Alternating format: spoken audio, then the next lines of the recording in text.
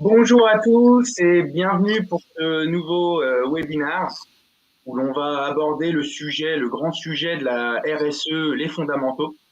Donc moi je me présente, je suis Benjamin Vita, je suis professionnel de santé et expert HSE. Je suis en compagnie de Jean-Claude Victor. Je vais laisser se présenter. Bonjour Jean-Claude. Bonjour, donc je m'appelle Jean-Claude Victor, donc je suis consultant, donc indépendant depuis une vingtaine d'années. Je réalise des audits de certification pour les organismes officiels. C'est une partie de mon activité. L'autre partie, je suis formateur aussi, notamment aux éditions législatives, et j'ai animé donc pendant une dizaine d'années, et ça continue ce sujet-là. Donc voilà, avec un premier module de formation de 2 jours, qui qualifiant et qui tourne autour des outils en fait du développement durable, du développement soutenable ou de la RSE. Après on va voir un peu les définitions là, par rapport à ça. Et donc un autre module qui consistait à apprendre à rédiger un rapport de développement durable. Voilà. Merci Jean-Claude. Alors pour expliquer le fonctionnement de notre webinaire, n'hésitez pas dans le chat de poser vos questions en live. On tentera d'y répondre bien volontiers avec Jean-Claude. Alors pour commencer, je pense qu'il serait peut-être intéressant, Jean-Claude, si tu le veux bien, de nous expliquer un petit peu l'historique de la RSE. Oui. Et son origine, donc juste avant ça, je précise que les questions qui ont été posées précédemment, j'y ai répondu déjà, en préparation. Sinon, donc oui, l'origine de ces démarches, on peut dire de ces démarches, puisqu'en fait, il s'agit du développement durable, il s'agit de la RSE, donc avec la définition de tous ces termes qui sont utilisés. Donc ça vient quand même de quelque part. Et il y a une concomitance en fait entre les événements. Donc vous avez ce qu'on appelle la pression environnementale. Et donc, comme exemple, je vais prendre par exemple le départ de toutes ces actions. Ça date de 1968, le Club de Rome, et la tentation de la croissance zéro, si vous voulez. Et puis au fil de l'eau, donc on a eu en fait un certain nombre d'éléments qui sont apparus dans des rapports. Celui pour le citer donc de 87, le rapport Bumman, notre avenir à tous. Et puis pour terminer sur les différents sommets, dont le départ est de celui de 2012, sommet de la Terre, Rio plus 20. Donc, voilà. Après, je ne vais pas détailler toute la chronologie en fait de la notion de pression environnementale. Et concomitamment, vous avez eu des événements mondiaux qui se sont produits, souvent des catastrophes d'ailleurs. Alors ça commence par premier choc pétrolier en 74. Je ne vais pas détailler l'ensemble aussi, mais vous avez Tchernobyl en 86, et puis on arrive à la centrale de Fukushima, et puis maintenant, aujourd'hui, avec tous les événements qui se produisent à un endroit ou à un autre, et qui sont concomitants à la pression environnementale et à la pression sociale, bien sûr, derrière, puisqu'en fait, le législateur, lui, alors, après coup, et avec le coût, en fait, parce que le coût, le mot coût, il s'écrit de deux manières, donc il y a le coût réel de tous ces phénomènes, et puis il réagit lui souvent après coup. Et du coup, il met en place de la réglementation. Alors, juste pour en citer que deux, puisqu'on abordera le sujet un peu plus tard, la loi Grenelle 2, par exemple, sur les bilans d'émissions de gaz à effet de serre, et sur la vérification des données sociales et environnementales. Et puis, si on peut parler d'autre chose aussi, la loi Sapin 2, qui donne une obligation de publication d'un rapport, avec le devoir de vigilance. Donc, vous voyez, ce sont des sujets qui sont très divers, mais qui ramènent toujours à cette notion de responsabilité sociale d'entreprise. Voilà. D'accord.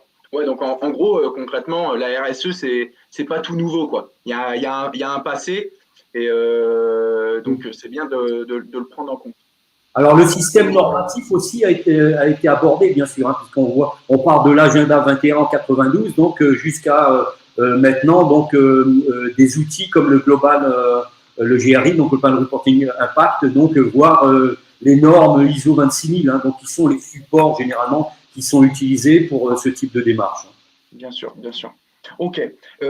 Du coup, est-ce qu'on peut préciser peut-être le côté définition pure et dure en lien avec la RSE, parce qu'il y a peut-être des interrogations dans ce sens-là.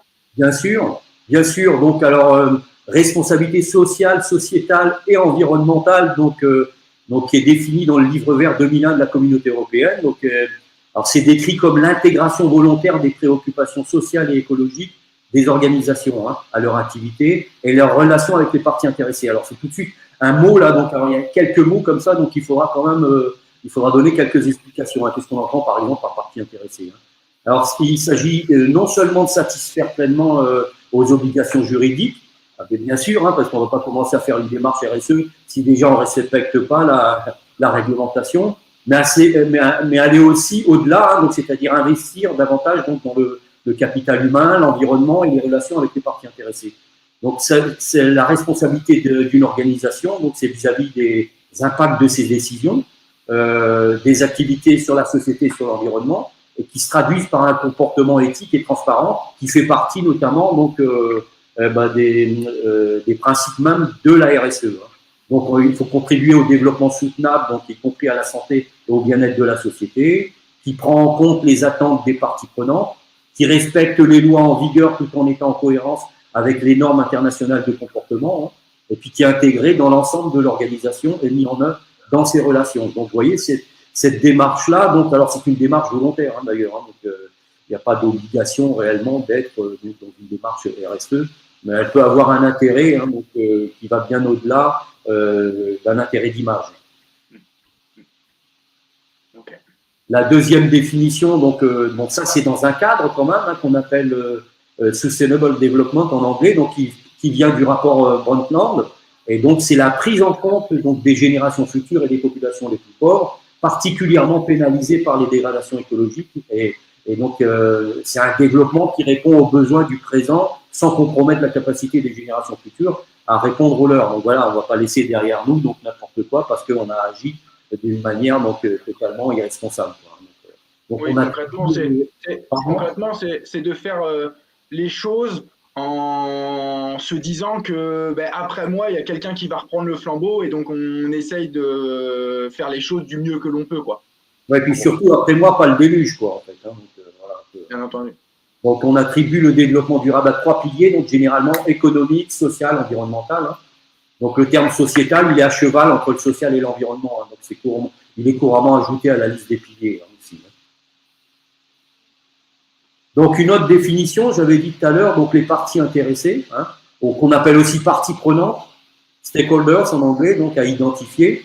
Donc ce sont des individus ou des groupes pouvant affecter ou être affectés directement ou indirectement dans le court terme comme dans le long terme, donc par les stratégies, les actions, les messages et leurs conséquences que l'organisme, donc alors on peut dire l'entreprise aussi, met en œuvre pour atteindre ses objectifs. Donc il y a une nécessité donc de les identifier, de savoir donc quelle est leur importance vraiment pour mon activité, et puis de voir quel est le niveau de communication que j'ai avec ces parties prenantes. Donc généralement on les identifie en 3 catégories, donc les parties prenantes dites traditionnelles, les actionnaires majoritaires, les clients, les administrateurs, les employés, les syndicats, les fournisseurs, les banques, les assurances. Des parties prenantes dites périphériques, associations, législateurs, donc médias et presse, associations de consommateurs, par exemple, et acteurs de régulation. Alors je précise bien, c'est pas exhaustif tout ça. Donc, quand on va après dans les outils et qu'on parle des parties prenantes, vous pouvez tout à fait, par rapport à votre activité et votre secteur d'activité, vous retrouver avec une liste de 300 parties prenantes liées aux enjeux de votre activité. Bon, ceci étant, après, il faut quand même les classer et les hiérarchiser. Donc, et puis la troisième partie, c'est la partie prenante, dite la société civile. Donc, c'est l'opinion publique, les ONG, les groupes de pression et d'influence, les communautés locales et internationales, et puis les institutions scientifiques, par exemple. On continue donc dans les principales définitions. Alors, bien évidemment, tout ça, il faut vraiment le prendre en compte donc, quand on lance une démarche RSE. Donc, il y a 5 grands principes. Donc, alors, souvent des principes de bon sens, on va dire. Donc, le premier principe, c'est le principe d'éthique. Celui-là, il est incontournable. C'est fondé sur la défense et la promotion des valeurs universelles. Et il consiste à ne pas transgresser une morale supérieure. C'est généralement de la tradition latine, ça, et à respecter une bonne conduite. C'est une tradition plutôt anglo-saxonne. Donc ça revient à préserver la dignité et la justice. C'est l'article 1er de la Convention européenne. Premier principe, incontournable. Deuxième principe, donc le principe de précaution. Donc ça repose sur une vision donc interactive de la responsabilité, notamment au regard des générations futures. Donc c'est la base juridique de la loi Barnier là, sur la protection des espaces naturels et la prise en compte de manière précoce donc d'un risque potentiel incertain. Alors 3 conditions à réunir pour le principe de précaution. On a une incertitude scientifique, le risque n'est pas connu, une gravité et une irréversibilité du dommage pressenti, et le risque encouru doit l'emporter sur le bénéfice attendu. Donc ces 3 conditions sont à réunir pour parler du principe de précaution. Un autre principe aussi de base, donc le principe de prévention, le risque est connu là dans ce cas-là. À l'inverse de la précaution, donc ça consiste à contrôler les risques avérés et à en réduire les impacts en utilisant les meilleures techniques disponibles, notamment on appelle les MTV, BAT, Best Available Technology, donc à un coût économiquement acceptable, principe du droit de l'environnement de la loi Barnier de 95. Un autre principe aussi important, le principe pollueur-payeur.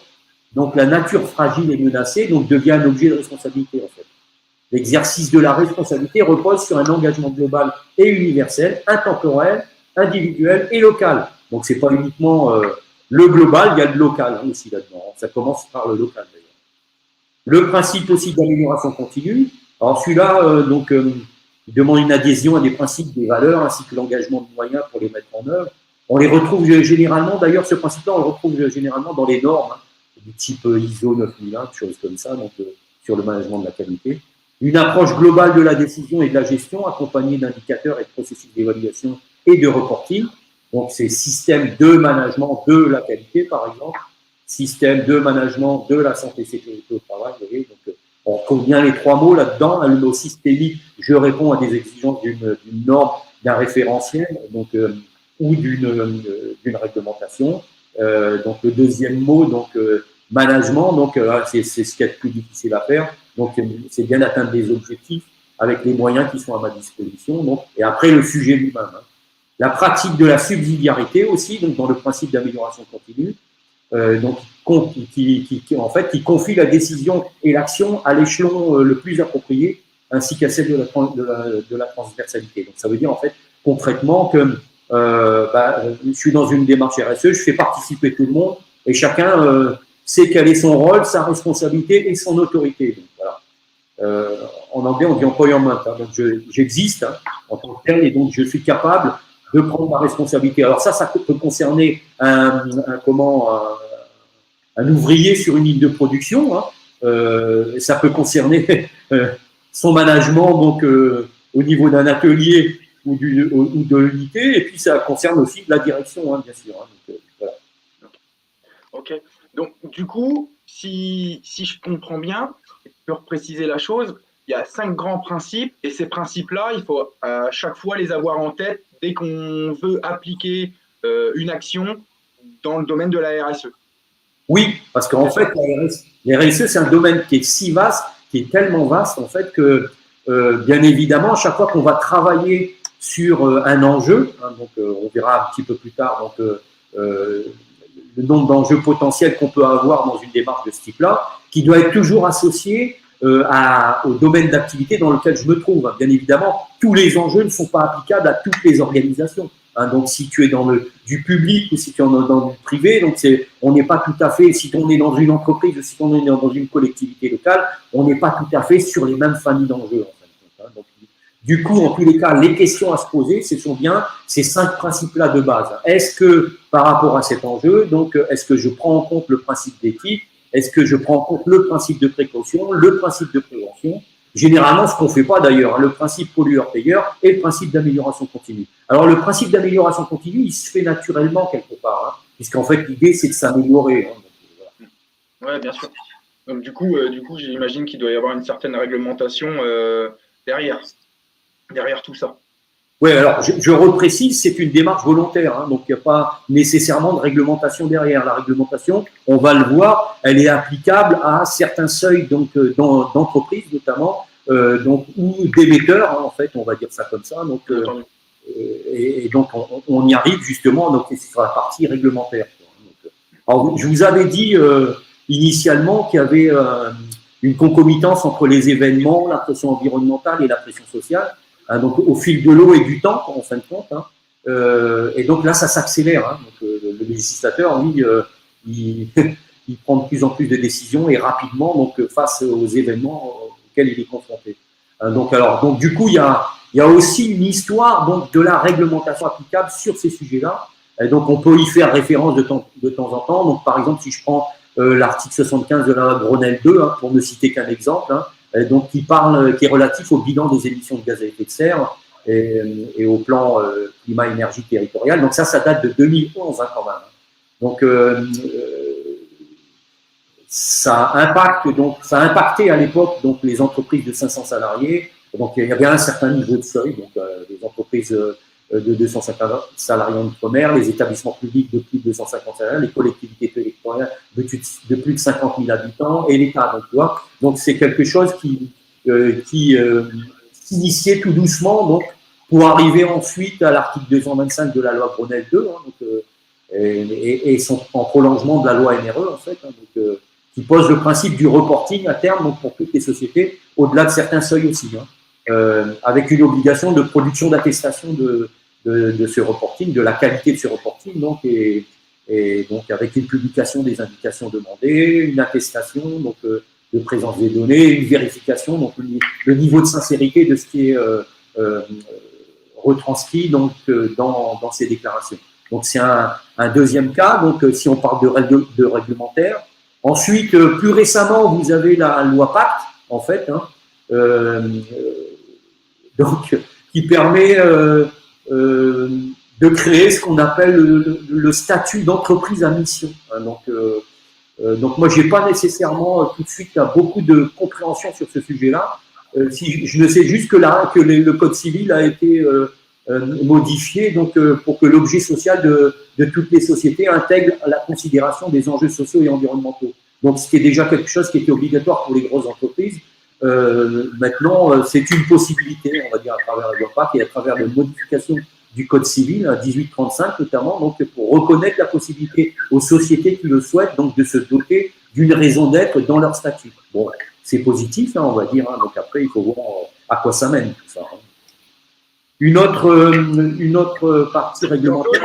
Oui. Je me permets de te couper parce qu'on a des petites questions sur le côté principe et comme on vient de les voir. Oui. Donc je te l'évoque. Le 5e principe. Oui. Donc si je me trompe pas. L'amélioration continue. Exactement, l'amélioration continue. Ne se pose-t-il pas une culture d'entreprise participative? Non, mais à cette question, j'allais dire, mais le bon sens voudrait que tout le monde participe. Parce que si j'ai bien précisé que toutes ces démarches, elles étaient volontaires. Donc, si elle est volontaire, ça veut dire que je ne suis pas obligé de la faire, la démarche. Si je ne suis pas obligé de la faire, ça veut dire que je suis d'accord pour la faire. A priori, en tous les cas. Alors, je sais que ce n'est pas si facile que ça, on va dire, hein, mais ça veut dire que ça passe d'abord et avant tout par l'implication et la volonté de la gouvernance de mettre à disposition donc, les moyens et les ressources pour justement pouvoir initier ce type de démarche. Donc, ça concerne vraiment tout le monde dans l'organisation. Alors, je ne parle pas nécessairement de l'entreprise, je dis de l'organisation. Donc, ça peut être une entreprise, bien évidemment. Mais si vous parlez du marché public, puisqu'il y avait une question sur le public, justement, donc là, il y a une culture particulière, il y a une gouvernance particulière, il faut s'adapter. Mais ça ne veut pas dire qu'on ne peut pas mettre en place donc, des systèmes, alors, qui ne sont pas nécessairement des systèmes de management, mais qui sont des systèmes de participatifs des gens donc, au sujet qui les concernent eux directement, puisqu'ils sont dans leur propre milieu de vie, on va dire, au travail. Quoi. Donc du coup, il y a une nécessité de faire participer les gens. Généralement, alors si on reprend l'amélioration continue, on me dit oui, c'est le service qualité. Non, ce n'est pas le service qualité, je suis désolé. Moi, je suis travailleur à un endroit dans l'organisation, j'ai un rôle, une responsabilité dans l'organisation, je peux me référer et me faire aider d'un service qualité, par exemple, pour mener mes activités le mieux possible, mais ça me concerne moi directement en premier lieu. Ce n'est pas le service qualité ou le service RSE aussi, j'entends ça aussi. dans mon retour d'expérience. C'est le service RSE. Il faut, non, je suis pas d'accord. Tu es concerné aussi par ce que l'on est tous en train de faire et on va tous dans le même sens. En fait. Oui, généralement, ça amène du gain, en fait, du gain, pas uniquement du gain au sens financier ou au sens économique du terme, du gain au sens des conditions de travail, mon environnement de travail, mon bien-être aussi, donc au travail. Combien je rencontre de gens, moi, qui se sentent mal sur leur poste de travail. Alors souvent, en plus, c'est dans l'encadrement parce que depuis un certain nombre d'années, là, ils sont tellement sous pression que ça génère vraiment des rythmes de travail qui dépassent l'entendement. Bon, allez, je ferme la parenthèse. Ouais, non, mais bien sûr. Et donc, autre question, c'est concernant donc le principe 1, donc principe d'éthique, et le principe numéro 2 de précaution, qui est très marqué occidentaux, d'après Tanguy, donc sur les commentaires. Il se pose la question comment les partager de façon univoque avec d'autres cultures, type asiatique, russe, arabo-musulmane, etc. Ça, c'est une très bonne question et qui a déjà été posée d'ailleurs dans les questions auxquelles j'ai répondu, parce qu'on m'a dit quid de la RSE en Afrique. Là, j'ai répondu que vraiment, il fallait caler la démarche en fonction de la culture locale, quoi, en fait. Donc, pas question de retranscrire comme ça, de but en blanc, des principes donc qui sont plutôt effectivement occidentaux à la base. Mais ça reste quand même des droits fondamentaux, quoi, en fait. Préserver la dignité et la justice, là, c'est pas lié à une société particulière. J'allais dire, c'est la société humaine, c'est global, quoi, en fin de compte. Donc, bien sûr, il peut se trouver qu'on se trouve en situation, dans certains cas, donc dans des pays qui sont, par exemple, en voie de développement, et il n'y a pas de problème par rapport à ça, mais donc ça veut dire qu'il faut essayer de retranscrire, en fait, ces principes dans le cadre dans lequel on se trouve et dans son environnement sociétal, quoi, on va dire. Donc, la même chose pour le principe de précaution. On ne sait pas tout. Et là, l'idée, en fait, c'est vraiment de prévoir en amont, en fait, qui par l'évaluation des risques, l'approche par les risques, ce qu'on appelle l'approche par les risques, c'est ce à quoi on peut être confronté et donc et de prévoir les scénarios donc à risque qui vont nous permettre de mettre en place donc des moyens de parade, quoi, en fait, par rapport à ça. Donc, voilà.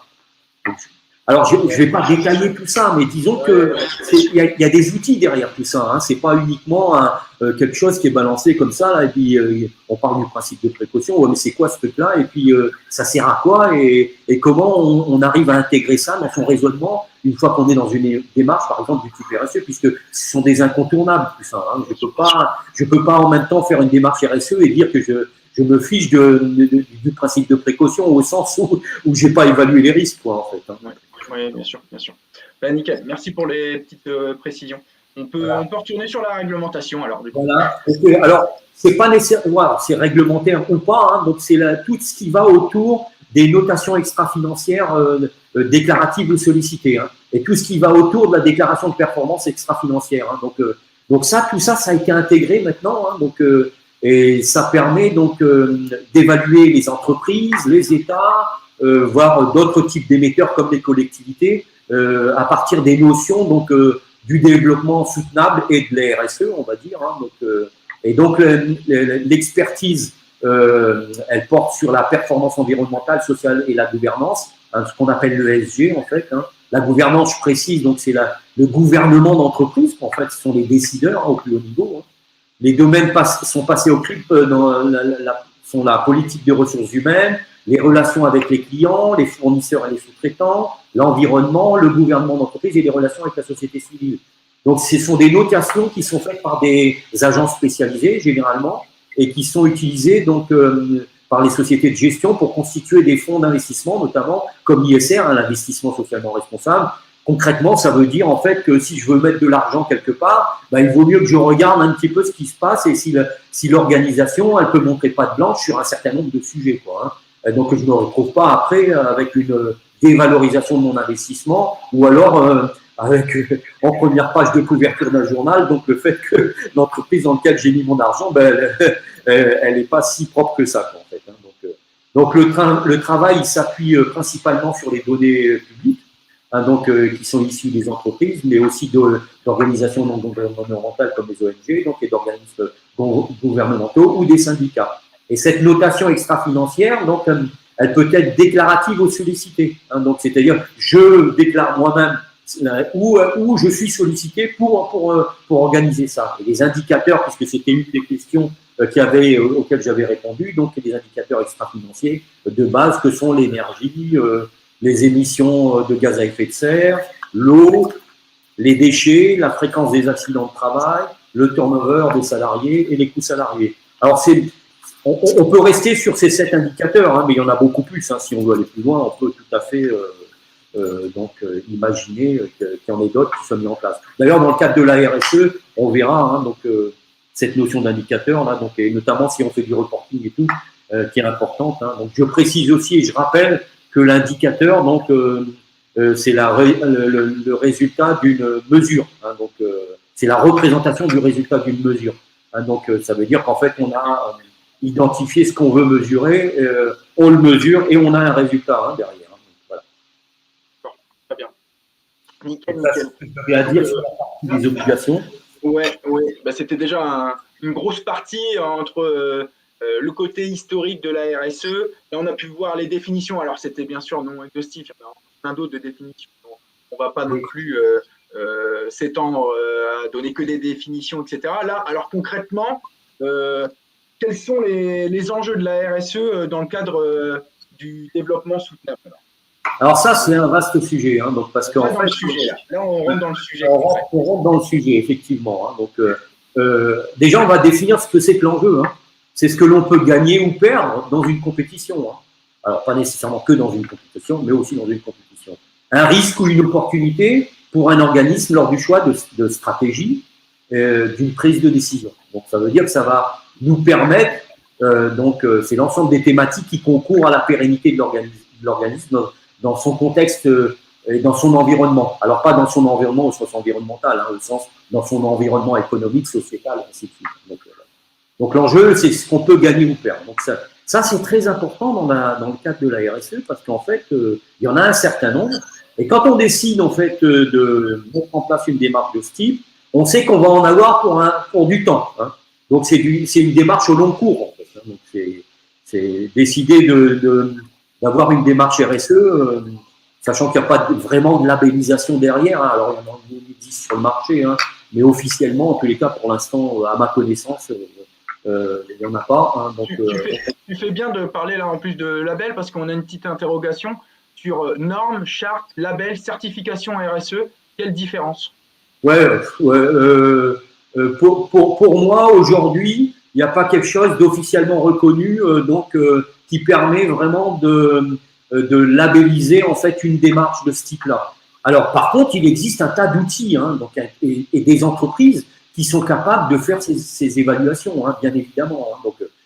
Donc, si vous les choisissez bien, elles vont être capables, dans un premier temps, effectivement, d'identifier les enjeux sur lesquels l'organisation va devoir travailler, parce que vous ne partez pas de zéro aujourd'hui. Il faut savoir qu'une démarche RSE, avant qu'on la commence et qu'on l'initie, qu'on a fait déjà des choses. Alors, sans le savoir, mais ça fait partie de la démarche RSE.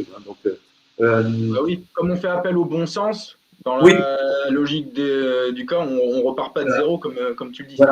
Voilà. Donc, comme on n'est pas à zéro, il faut savoir où on se situe par rapport à ces enjeux-là. Donc, le premier travail, c'est de savoir déjà ce que l'on fait. Première chose. Ça paraît complètement évident. Faut-il le faire? Et puis, deuxième travail, après, quels sont les enjeux qui sont associés à mon secteur d'activité, à mon activité, à mon organisation, à mon organisme. Qu'est-ce qui concerne en fait réellement mon organisation, donc en termes d'enjeux. Donc ça, c'est déjà la première chose à identifier. Et puis ensuite, quels sont les enjeux sur lesquels je vais vouloir travailler? J'ai bien dit vouloir et pouvoir. Donc, puisqu'en fait, je ne vais pas travailler sur des enjeux où je sais pas parfaitement que je ne vais pas pouvoir y arriver, par exemple parce que je n'ai pas les ressources. Cas classique, on va dire, donc cas classique. Parce que on a les gouvernances qui veulent bien aller dans des démarches comme ça, mais qui ne veulent pas nécessairement mettre les ressources en face pour pouvoir atteindre les objectifs qui sont fixés. Donc, du coup, on rame derrière pour pouvoir atteindre ces objectifs-là. Donc, voilà. Et donc, comme il y en a une famille très importante d'enjeux, donc eh bien, on va les sélectionner, donc, en fait, hein, donc, sur bien sûr toutes les grandes familles d'enjeux. Hein, en fait.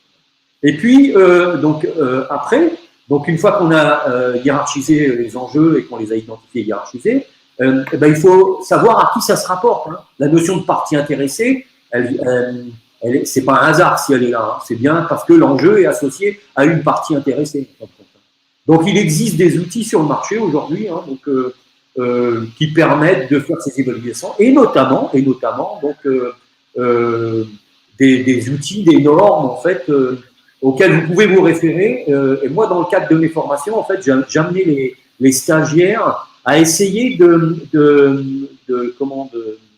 rédiger ce que j'appelle des fiches enjeux, hein, dans lesquelles on va retrouver en fait l'ensemble des éléments et des questions qu'il faut se poser avant de travailler sur enjeu. Ensuite, des questions qu'il faut se poser pour mener un plan d'action derrière et avoir un résultat. Hein, et donc, c'était très opérationnel. Hein, associé vraiment au secteur d'activité. Tu ne vas pas avoir les mêmes questions en termes d'enjeux sur une collectivité locale, sur une mairie ou sur une entreprise qui fabrique des voitures ou une entreprise qui fabrique de la cosmétique. Tu vois, c'est pas tout à fait les mêmes questions qu'on va se poser sur un enjeu défini. Donc, il y a tout un travail de fond à préparer et qui se prépare donc en démarche projet, on va dire, hein, et qui demande aussi à ce que tout le monde soit associé à cette démarche-là. Ce qui est une autre difficulté aussi, hein, parce qu'on a toujours trop de choses à faire, on n'a jamais le temps. Hein, et donc, c'est ce que j'entends en tous les cas depuis des années, là, donc,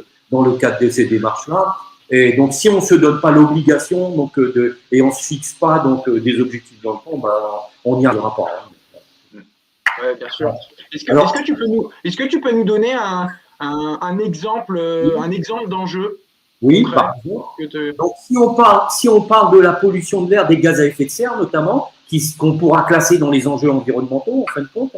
Hein. Donc, une action qu'on pourrait faire derrière et que j'engage tout le monde à faire, même s'il n'est pas dans une démarche RSE, parce que le législateur, lui, va s'en occuper, hein, sous forme de taxes en tous les cas.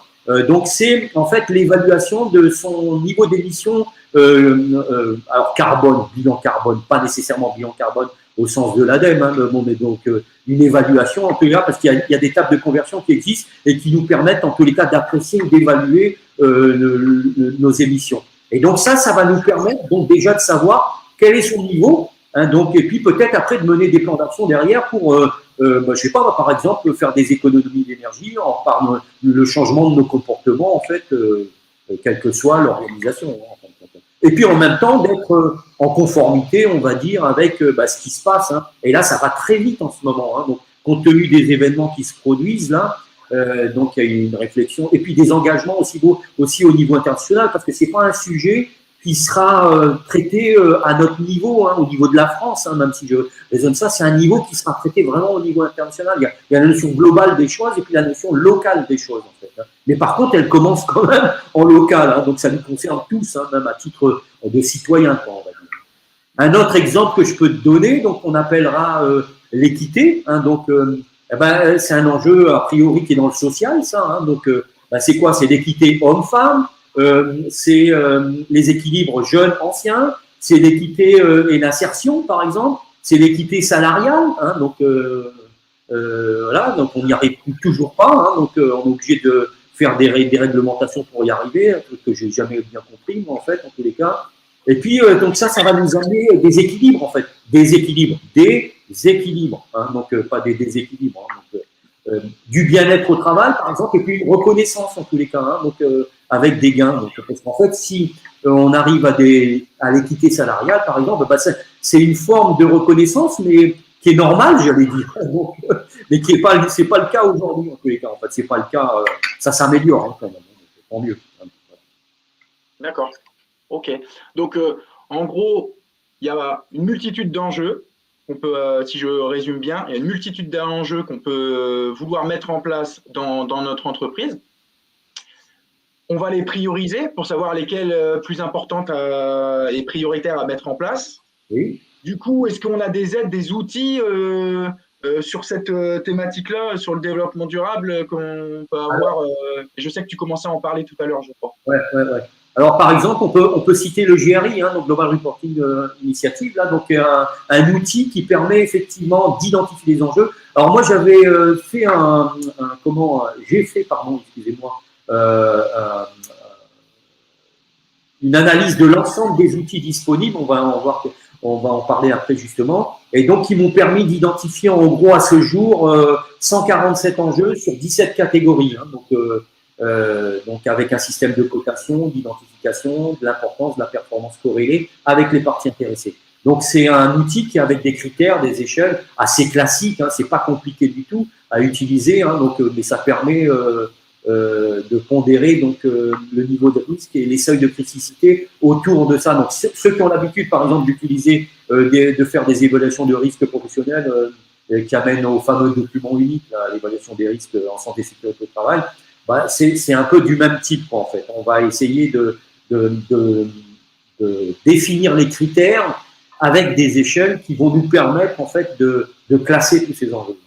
Voilà. Alors, c'est pas exhaustif. Je travaille depuis 2 ans sur un outil d'évaluation aussi, qui sera bientôt mis en ligne, mais on aura l'occasion peut-être d'en reparler dans un futur oui. Avec Evoluea. Donc, pour le tout sera mis en place, voilà. On fera une petite présentation de cette outil. Voilà. Donc, effectivement, là, je dis 147 enjeux en 17 catégories. Ça veut dire que moi, si je suis une mairie, par exemple, bien évidemment, les 147 enjeux dans les 17 catégories ne me concernent pas. Mais sauf que si tu les as à disposition, déjà, ça te permet de ne pas en oublier, quoi, tu vois.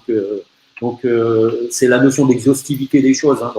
Par contre, ça veut dire que si je reprends l'exemple de la mairie, il en aura peut-être une vingtaine qui concernent directement dans les catégories là, et en fait il travaillera que sur 2 ou 3 enjeux, tu vois. Donc concrètement, en fait, on part d'une base qui est très complète, on va vers ce qui nous concerne nous directement par rapport à notre secteur d'activité, et puis ensuite on va vers ceux sur lesquels on peut travailler ou on veut travailler. Hein, mais c'est toujours. Il faut que ça soit spécifique vraiment aux besoins de l'entreprise, quoi. Ouais, de l'entreprise ou de l'organisation. L'organisation, exactement, oui, bien sûr. Donc, adapté et atteignable, puisqu'en fait, je vais mettre des plans d'action derrière, je vais me fixer des objectifs, donc il me faut des moyens pour tout ça. Donc, ça se décrète pas, quoi, en fait. Hein. Ça veut dire qu'en fait, il faut vraiment avoir les moyens de faire les choses. Hein. Donc, c'est pas la peine d'y aller, hein, sinon. Hein. Donc, si vous êtes sûr que vous n'aurez pas les moyens, restez chez vous et surtout, n'allez pas dans une démarche de ce type-là, parce que vous allez perdre votre temps. Hein. Oui, lancer une démarche de ce type, et puis s'il n'y a pas les moyens, l'envie, etc., c'est sûr que de toute façon, perte de temps. Les moyens ne sont pas que financiers. Hein. Les moyens sont organisationnels. Bien sûr. Moyens au sens large du terme. Au sens large du terme, bien sûr. Voilà. Et donc, de ce fait-là, là qu'on parle vraiment de la démarche, est-ce que tu peux nous expliquer un petit peu les différentes étapes si on veut initier ce genre de démarche? Et aussi, comme je vois qu'il y a une question sur la différence entre la norme ISO 14001 et la démarche RSE. Si tu peux en même temps préciser ça, comme on va être sur la démarche pure et dure là. Alors oui, je ne vous ai pas indiqué, mais moi je suis responsable d'audit de certification, donc sur la qualité, la sécurité, l'environnement et l'énergie. Je suis vérificateur pour les quotas d'émissions de gaz à effet de serre. Hein, donc ça m'a permis dans les 20 dernières années là, d'auditer 960 entreprises, donc sur 32 secteurs d'activité, puisque je suis qualifié sur les 32 secteurs d'activité. Donc, c'est un bon retour d'expérience qui permet… C'est tout. Ouais, c'est tout. Ouais, c'est la fin. Donc, la différence, en fait, la norme ISO 14001, qui a évolué d'ailleurs dans le temps, là, donc on est à la dernière version, je crois que c'est 2015, donc elle traite vraiment des aspects et impacts environnementaux, on dit. Hein. Donc, c'est une relation de cause à effet entre l'aspect et l'impact. Hein. Donc, et du coup, ce sont des outils, les normes d'une manière générale, qui ont été donc remaniés pour être intégrables. Hein. Donc, alors, c'est-à-dire qu'on peut avoir de la qualité, de la sécurité, de l'environnement. Mais on peut tout à fait être certifié, par exemple, uniquement ISO 14001. Hein. Et donc, ça veut dire qu'on a identifié en fait les aspects environnementaux de nos activités. Ça veut dire qu'on a identifié les impacts environnementaux notre activité. Puis ça veut dire qu'on a identifié les exigences réglementaires qui nous sont applicables. Et sur cette base-là, on planifie des actions sur la base d'un engagement au plus haut niveau et qui nous amène à un résultat derrière, à travers les audits, les vérifications, enfin bref, et la mesure à travers des indicateurs de mesure de la performance. Et donc avec en plus, à périodicité, donc des rencontres donc qui amènent à la rédaction d'un rapport, d'une revue de direction, ça s'appelle, annuel. Voilà. La démarche RSE, c'est pas une démarche certifiable déjà pour l'instant. Donc c'est pas comme une norme ISO 14001, 9001, 45001 ou 50001. C'est une démarche en fait. La norme ISO 26000 n'est pas certifiable en tous les cas pour l'instant. Voilà. Et donc du coup, elle traite de l'ensemble des problèmes liés à la RSE. Et donc, dans la RSE, on va retrouver bien évidemment l'environnement. Donc, si vous êtes déjà ISO 14001, ça rejoint ce que j'ai dit déjà tout à l'heure, c'est-à-dire que vous avez déjà fait un certain nombre de choses sur l'environnement qui va alimenter, en fin de compte, votre démarche RSE. Donc, voilà. Est-ce que c'était clair? Oui, très clair. Autre question aussi sur le côté de la démarche, là on est vraiment dans le vif du sujet. On nous demande le budget annuel qu'il faudrait prévoir. Alors, ça parle toujours aussi économie un petit peu sur une démarche RSE. Est-ce que tu aurais un ordre de grandeur à donner en fonction du nombre de salariés? Impossible de répondre à cette question. C'est pas si simple que ça de quantifier. Non, mais j'ai essayé. Donc, en fait, on peut même pas associer, par exemple, un nombre de salariés, une entreprise de 200 personnes. Du secteur d'activité, de où l'entreprise en est, etc. Oui, non, mais sans connaître les enjeux, sans connaître donc la taille de l'entreprise, sans connaître les enjeux réels qu'il y a derrière, c'est difficile de répondre à cette question-là. Alors, ceci étant, ça ne veut pas dire qu'on ne peut pas le faire, mais il faut être à l'intérieur, en fait, pour pouvoir le chiffrer. Alors, comment on peut faire? Donc déjà, par rapport à son secteur d'activité, on peut déjà, donc on a déjà les éléments, j'allais dire, constitutifs de l'organisation elle-même, nombre de salariés, effectivement, mode de fonctionnement. Donc, qu'est-ce qui existe aussi aujourd'hui sur ce sujet-là? Est-ce qu'il y a déjà de la ressource, par exemple? Est-ce qu'il y a de la ressource disponible qui peut aider? Et puis, dans le cadre de cette évaluation, donc il y a besoin aussi de savoir en termes de temps, puisque là c'est la notion de temps pendant lequel je vais mobiliser l'ensemble des acteurs. Parce qu'en fait c'est ça le vrai coup de la démarche, c'est ça. C'est le temps pendant lequel je vais mobiliser les acteurs. Parce que quand ils seront mobilisés à faire cette démarche-là, ils peuvent pas faire ce qu'ils doivent faire normalement dans le cadre de leur métier, quoi. Donc du coup, ça demande quand même un petit peu de retrait et de réflexion avec l'ensemble des acteurs. Donc, ou alors on prend une partie uniquement de la… Mais c'est pas dans le cadre, puisque le cadre, c'est vraiment que tout le monde participe. Donc, du coup, il faut essayer de chiffrer le temps que ça va nous prendre pour mettre en place la démarche. Donc, déjà, faire le diagnostic initial et être formé pour ça. Donc, la formation et la sensibilisation prend toute son importance dans ce cadre-là. Et en plus, elle va bien dans le sens de l'amélioration, en fait, de la communication et de la relation dans l'organisation elle-même. Parce que c'est souvent, ça devient un sujet, en fait, qui concerne tout le monde. Donc, et qui concerne tout le monde au travail, mais qui concerne tout le monde à la maison aussi. Donc, pour le coup. Donc, c'est un temps à passer avec des ressources à mobiliser. Donc, c'est comme ça qu'il faut le chiffrer. Ça va nous ressortir, donc, des éléments de coût, en fin de compte, qu'il ne faudra pas oublier de proposer à la gouvernance, c'est-à-dire à ceux qui décident. Parce que si vous ne mettez pas en face les budgets, c'est ce que j'ai dit tout à l'heure, c'est même pas la peine d'y aller. Donc, faut faire les démarches comme on le fait habituellement dans les organisations, avec les moyens dont on dispose, quoi. Donc, ça veut dire qu'il y a certaines organisations qui m'interrogent, moi, et qui me demandent combien ça peut coûter et tout. Je dis non, il faut aller chez vous, il faut comprendre comment vous fonctionnez, il faut savoir si votre direction au plus haut niveau, elle est bien investie dans la démarche et elle veut bien arriver à quelque chose. Et il faut savoir quel est le résultat que vous allez obtenir à la sortie. Donc, il faut déjà faire une petite étude dans ce sujet-là. C'est ce qui va nous permettre d'apprécier, d'évaluer, on va dire, le coût réellement de la démarche. Mais le coût, il n'est pas que financier. Il ramène souvent à ça, puisqu'on parle du temps donc derrière, mais il n'est pas que financier. Il peut y avoir des évolutions, par exemple, techniques, qui peuvent être engendrés par l'évaluation liée à une démarche RSE, par exemple. Hein. Donc ça, on ne peut pas l'estimer réellement. Et c'est pour ça que je dis que c'est une démarche au long cours. Hein. Donc c'est la notion de moyens dont on aura à disposition, elle est liée aussi au temps que l'on met à prendre en compte les enjeux. En fait. Voilà. Bon, je n'ai pas répondu à la question, puisqu'en fait, ce n'est pas évident.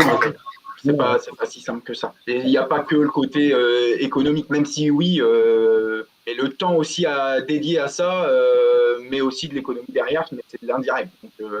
Non, c'est déjà bien éclairci. Je voudrais dire juste un mot sur quelques outils. Là. Donc, il y avait justement dans les outils dont je voulais parler, là, donc il y avait l'agenda 21 local, donc il y avait l'ISO 14001, justement, c'est parfait, on a eu la question dessus. Le bilan sociétal, donc, et c'est pas exhaustif tout ça. Hein. Bien sûr, la charte donc du Good Corporation, là, donc avec 62 principes, la loi NRE, donc le livre vert, donc manuel d'intégration dans l'environnement, donc le GRI 4, je vous en ai parlé, version 4 aujourd'hui, le Global Reporting Initiative. Tout ça, ce sont des outils, en fait, la SAUI, ce sont des outils qui permettent d'initier la démarche. Hein, donc voilà. Donc je voulais juste dire un petit sujet là-dessus. Ouais. Et puis, on peut parler du projet de l'organisation, quoi. On peut parler du projet. C'est ça. Peut-être de préciser les différentes étapes. On était arrêté là-dessus. Voilà. Alors, j'en ai déjà parlé, mais en fait, ce sont les étapes, en fait. Donc, déjà, premier point, diagnostic initial, évaluation initiale de ce que je fais déjà. Hein, c'est ce que j'ai dit. Hein. Donc, ça va permettre donc, à la gouvernance de prendre des engagements sur une base existante, si vous voulez.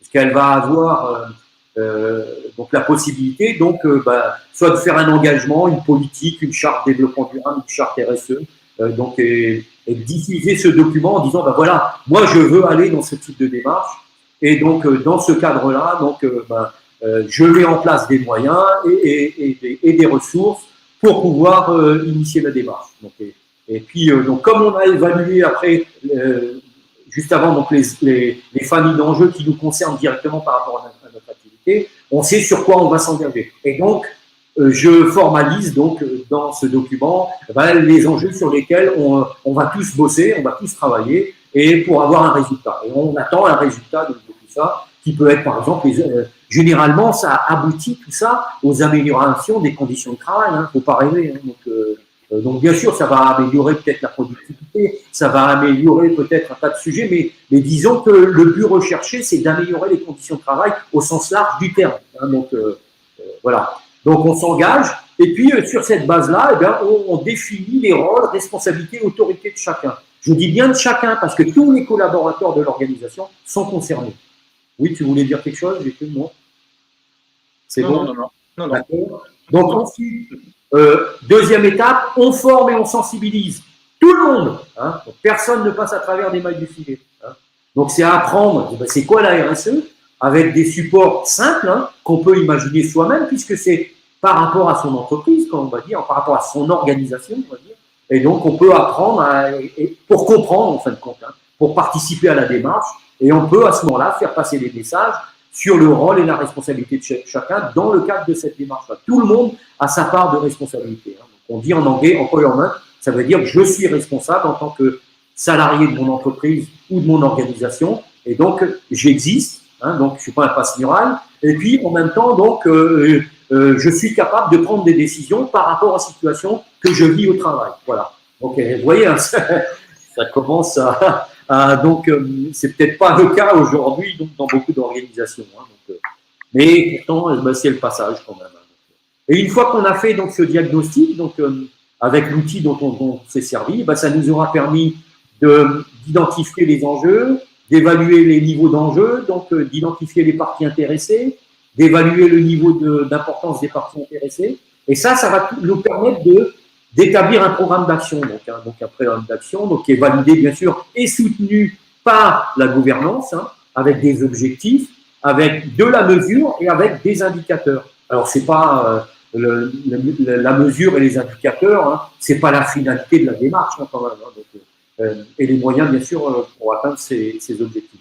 Mais disons que ça permet de se situer, de voir comment on évolue dans le temps, donc pour pouvoir soit recadrer les éléments de la démarche, soit continuer la démarche elle-même. Hein. Donc, alors il faut savoir que quand on a traité un enjeu, c'est pas fini. Hein. Ça veut dire qu'il faut maintenir son niveau de performance dans le temps sur cet enjeu-là, bien évidemment. Donc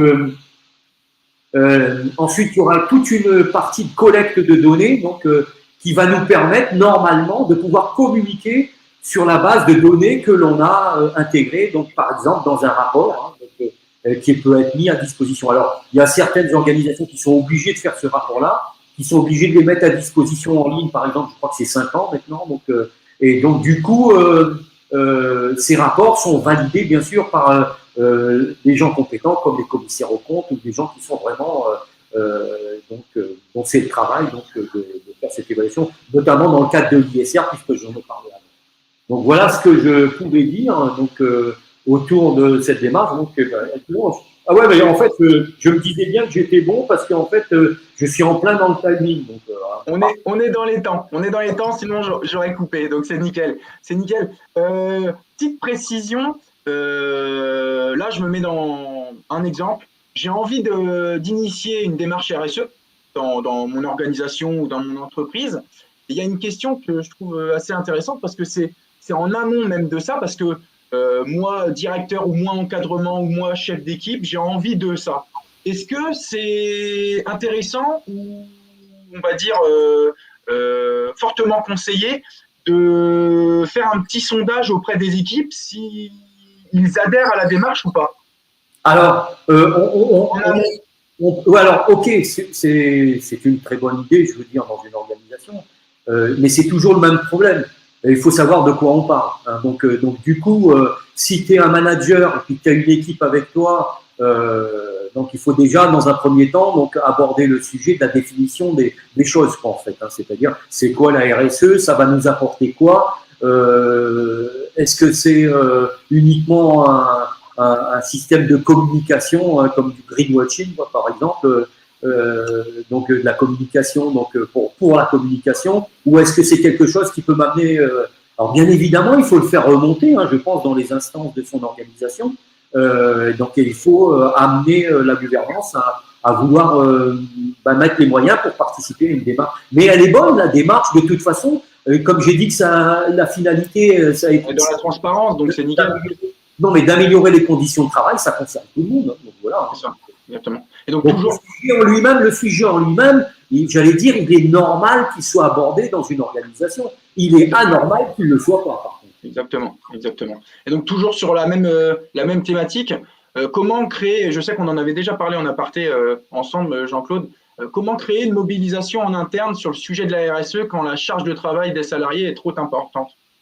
Ouais, ben alors j'ai répondu à cette question en disant on commence déjà par réduire la charge de travail des salariés. Non, je plaisante, mais enfin, quand même, c'est un vrai problème celui-là, hein, parce que bon, ça fait maintenant 15 ans environ hein, que j'ai vu vraiment une dégradation donc par rapport à ce sujet-là. Et en fait, on n'intègre plus du tout le facteur temps dans nos raisonnements, hein, donc un raisonnement industriel. Alors qu'est-ce que je veux dire par là? C'est que souvent, je me retrouve dans des organisations avec, notamment, ça concerne l'encadrement intermédiaire, ça. Hein, donc, ce sont des encadrants qui sont vraiment complètement saturés. Hein, donc, on leur a donné des responsabilités. Alors, c'est bien de prendre des responsabilités. Et les gens acceptent, hein, et les gens ils d'ailleurs. Alors, des fois, ils n'ont pas le choix. Hein, aussi, hein, mais disons que, d'une manière générale, c'est accepté, et puis ça permet de se valoriser, quoi, en fin de compte, d'accepter ça. Mais par contre, on n'est plus capable, en fait, vraiment de gérer son rôle et sa responsabilité autour de sa fonction, quoi. Et ça pose un problème. Et donc, si vous voulez mettre en place une démarche RSE et que vous êtes dans une situation de ce type, il faut déjà régler le problème donc de la capacité des gens à pouvoir faire ses tâches, tout simplement, hein, donc, et pouvoir assumer ses tâches, hein, on va dire, avec ses responsabilités, bien évidemment. Bien sûr. Donc, du coup, il faudrait déjà traiter ce problème-là avant de parler de RSE. Alors, peut-être que la RSE peut être un moyen aussi de traiter le problème. Alors, on peut le prendre dans l'autre sens, hein, aussi. Hein, donc, Bien sûr, bien sûr.